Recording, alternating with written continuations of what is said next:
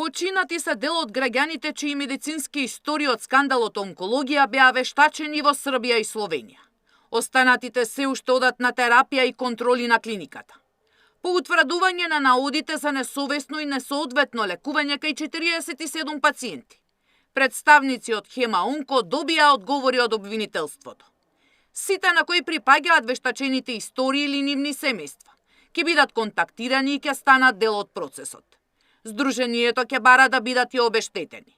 Ниедни пари нема да ги вратат нивното здравје, нити пак нивните починати, меѓутоа од друга страна па ќе дадат една заклучница на тоа да вие знаете дека немате вие вина и дека вие сте направиле секако што треба за вас самите или пак за некој кој што ви е близок, и тоа треба да биде казнето и овие луѓе треба да бидат компензирани.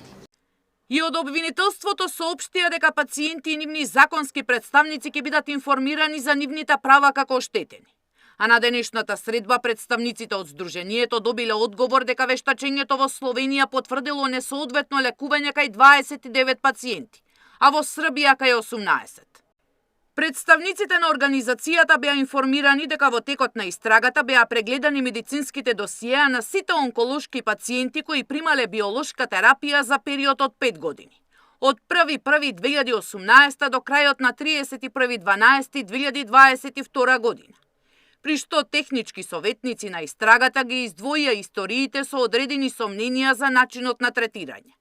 Од сите прегледани истории, 65 беа издвоени, испратени и анализирани од вештите лица во Словенија и Србија, велат од обвинителството.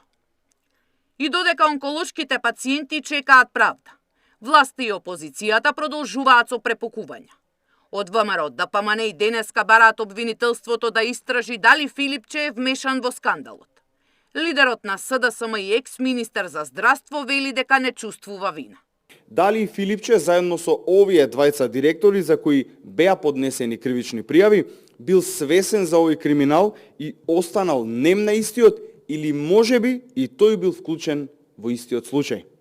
Дали Филипче има добиено голема сума на пари за да молчи и индиректно да го одобрува овој криминал на онкологија. Вина не чувствувам апсолутно. Добро што има процес, излезе обвинението, започнува судски процес и добро е да знаеме вистината. Прво да почекаме да видиме што ќе покаже судскиот процес. Невиделина сепак излезе на лажна кампања која што ВМРО ДПМН организираше против мене лично. Сметам дека апсолутно секој, доколку го прекршил законот, треба да одговара. Минатата недела обвинителството поднесе 2 обвиненија за онкологија.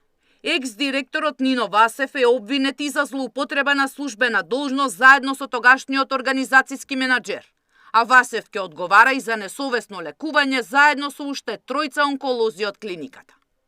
Сања Димитровска, Сител телевизија.